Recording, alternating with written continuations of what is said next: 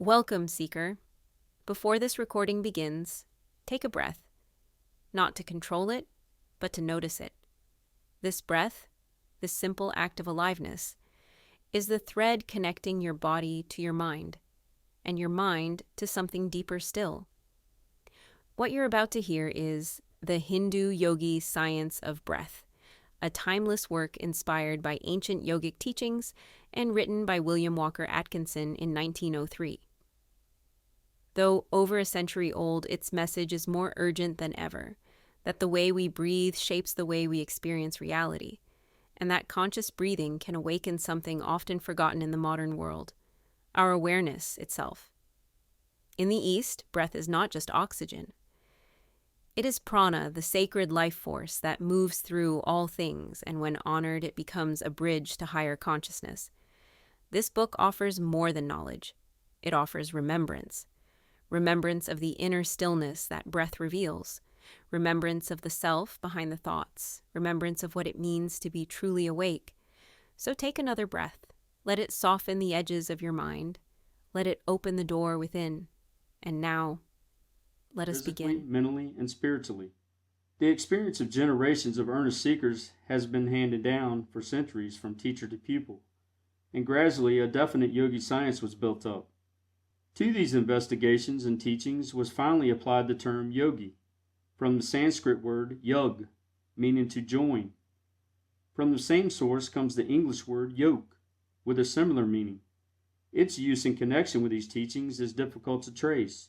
Different authorities given different explanations, but probably the most ingenious is that which holds that it is intended as the Hindu equivalent for the idea conveyed by the English phrase getting into harness, or yoking up, as the yogi undoubtedly gets into harness in his work of controlling the body and mind by the will.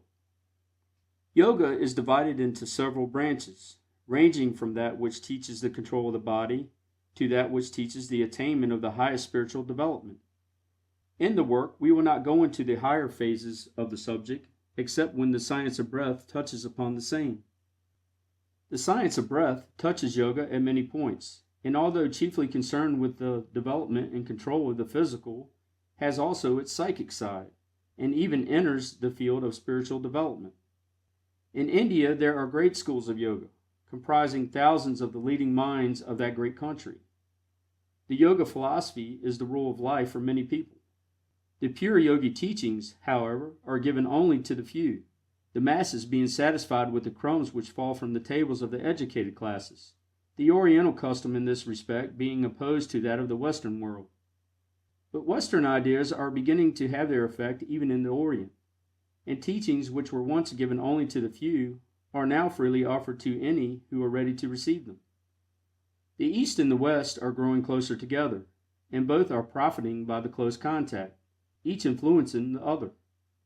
The Hindu yogis have always paid great attention to the science of breath, for reasons which will be apparent to the student who reads this book. Many Western writers have touched upon this phase of the yogi teachings, but we believe that it has been reserved for the writer of this work to give to the Western student, in concise form and simple language, the underlying principles of the yogi science of breath, together with many of the favorite yogi breathing exercises and methods. We have given the Western idea as well as the Oriental, showing how one dovetails into the other. We have used the ordinary English terms almost entirely, avoiding the Sanskrit terms, so confusing to the average Western reader.